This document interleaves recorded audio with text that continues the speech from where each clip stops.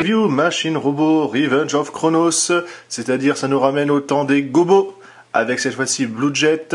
Donc c'est un EM Gokking, série EM03, bon voilà, après les noms barbares, hein.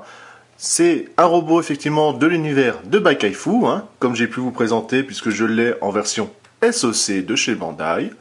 Cette fois-ci, alors ce n'est pas par contre à l'échelle, vous verrez, mais ça, on va voir s'il est quand même bien articulé. Apparemment il semble assez beau, hein, c'est bien pour ça que je l'ai pris. Vous voyez le robot, la partie transformation assemblage qui permet comme ça de donner le jet, son arme bien sûr, puisqu'il vient avec une épée et une main supplémentaire, enfin une paire de mains. En tout cas la boîte, déjà, effectivement c'est quand même assez joli, même si c'est quand même basique, hein. On a le robot avec ce mode alternatif, sur le côté, voilà, différents angles, comme ça de dos, et après, hop, on va dire 3/4. La boîte, justement, on a l'insert, comme ça, juste à faire glisser. On se retrouve avec une belle boîte noire. Cette fois-ci, par contre, le robot est visible derrière la vitre. On voit qu'il est tout de suite protégé par du plastique, hein. Ça, c'est encore une bonne idée. La boîte est vraiment superbe, hein. Ça fait qualitatif. Sous la boîte, on va avoir la notice en noir et blanc. Bon, on voit qu'en fait, comme je vous parlais, la transformation, c'est vraiment un assemblage, hein, puisqu'il va complètement falloir le désosser, le pauvre vieux. Derrière, il n'y a rien, hein. Alors, présentation, ça me fait penser un petit peu à une Revoltech, comme ça, la partie noire avec le transparent. On a un deuxième étage qui est ici, je vais tout de suite l'ouvrir. En tout cas, il vient avec son stand, ça c'est vraiment agréable. Bon, sommaire, hein, c'est tout bête, il y aura sûrement une étiquette à poser quelque part, voilà, enfin en tout cas créée pour lui donner un peu plus de gueule, on va dire. Différentes pièces, donc tout ce qui est articulation, au niveau du bras, ça je sais pas du tout, mais bon, ça va être marqué quelque part, on verra bien. Le robot, alors déjà il est super lourd, c'est quand même très agréable à manipuler, enfin, en tout cas déjà à avoir en main. On enlève tout ça, hein, parce que ça gêne un petit peu. En fait, c'est les jambes hein, qui sont en métal, ça se sent. Normalement, il doit bien tenir debout. Le reste, bon, c'est du plastique, effectivement. Bon, le dos, métal. Ah, la vache, il y a vraiment toute cette partie rouge, c'est d'un seul bloc, c'est assez agréable. Alors, on va aller dans les détails. Donc, on a sa tête avec cette grande visière. Bon, ça fait un petit peu lunette Top Gun, hein, mais bon, c'est quand même pas mal. Ce qui, voilà, j'aurais préféré effectivement que ça soit pas peint, mais vraiment une partie transparente, avec comme ça pour voir le cockpit. Bon, on va pas trop cracher dessus. Les ouïes d'aération. Ici, une fausse vis pour l'articulation. Voilà, quelques stries. On voit qu'on a un axe ici. Hop. Alors voilà. Donc voilà, ça va se démonter comme ça. Ouais, effectivement, ça va pas tenir grand chose. Voilà, c'est remis. Au niveau de la main, le pouce est un petit peu surdimensionné, hein. Ouais, là par contre, c'est pas super joli. Je sais pas ce qu'ils ont fumé. C'est un peu en format SD, hein. On voit au niveau du torse, donc ça bouge ici. Alors, on a la tête, alors c'est encore bien raide. Ici, je vous l'ai montré là.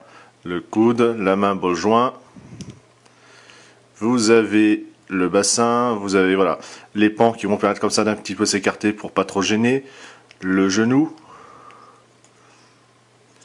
On a ici le pied. Alors là, on peut voir effectivement qu'on a du light palette déjà fait. Alors c'est pas super joli, c'est voilà, ça déborde un petit peu de partout. Pareil, j'avais déjà noté, dès que j'ai ouvert avec ceci, l'aile, c'est assez grossier. Par contre, c'est même, voilà, même trop présent. C'est peut-être ça, en fait, le gros problème. Bon, on verra voilà, dans l'ensemble. Donc, niveau schéma de couleur, c'est assez simple. Rouge, blanc, gris anthracite, un petit peu de jaune doré, quand même quelques détails. La vis qui est peinte, ça c'est assez agréable. Ça permet comme ça de mieux la cacher. Bon, par contre, là, c'est perdu, ils ne l'ont pas mis rouge. Ici non plus. Donc, c'était sûrement un loupé, on va dire. Dans les talons, vous avez un réacteur. C'est quand même joli, hein. Il y a quand même quelques détails. On sent quand même effectivement que le bras voilà, est un petit peu creux. Voilà, vous avez vu comment c'était attaché. il est quand même assez souple, c'est quand même pas mal. Bon, vous voyez, il tient sans artifice. Bon, après, il faut trouver le point d'équilibre, mais c'est pas mal. Hein. Les accessoires, donc les ailes, comme je vous présentais tout à l'heure. Voilà. Là, le panel assez grossier. On va avoir, alors c'est un plastique blanc un petit peu transparent, avec comme ça un brush bleu clair. Bon, l'idée est pas mal. C'est juste, voilà, ces lignes qui sont assez moyennes. On a ceci. Voilà. Encore pour la transformation. Alors là, par contre, c'est juste de la ligne de structure. Alors des pièces, voilà, qui vont aider à la transformation. Avec un bol joint ici. Une autre attache ici. Donc la suite. Avec comme ça les petits stries. Alors c'est assez dense. Hein. Là, par contre, c'est pas creux. C'est vraiment complètement plein. Bon, ça fait peut-être un peu plus qualitatif aussi. Hein. On a une main supplémentaire ici déjà. Alors c'est pas une main, c'est vraiment des battoirs. Le pouce par contre a l'air un peu mieux dimensionné. L'autre main est carrément sur l'épée. Alors apparemment on doit sûrement pas pouvoir l'enlever, ça a l'air d'être moulé ensemble. Ouais, apparemment c'est ça. C'est d'un seul tenant. Alors là, voilà, c'est assez souple, hein, comme vous pouvez voir. La lame, bon, silver, c'est déjà ça. Effectivement, chromé, ça aurait été mieux avec, en niveau respect avec le Goking, enfin le Shokoking. Toujours un pouce démentiel, hein. Avec ça, je sais pas ce qu'il va pouvoir faire, mais bon. Ici, le cockpit du vaisseau, donc on voit qu'il est beaucoup plus allongé cette fois-ci. Toujours une visière peinte en brillant. Hein. La peinture est assez jolie, il n'y a pas de débordement. Le bol joint pour la fixation.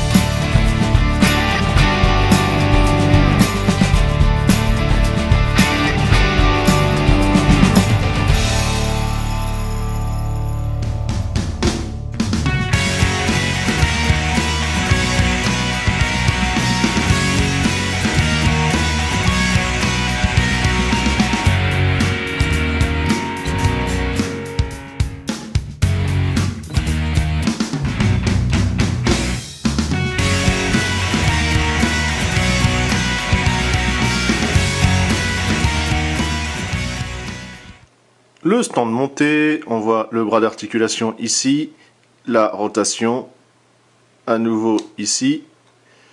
Donc la pièce que je ne savais pas où ça allait, eh ben, va directement en dessous, puisque c'est un peu comme les stands avec les Gundam. Vous avez ici des ouvertures, ça va permettre comme ça de mettre plusieurs stands ensemble. Ça veut dire qu'à tous les coups on a son pote avec la tête de foreuse qui va venir, tant mieux. Voilà ce que ça donne avec le jet et le stand monté.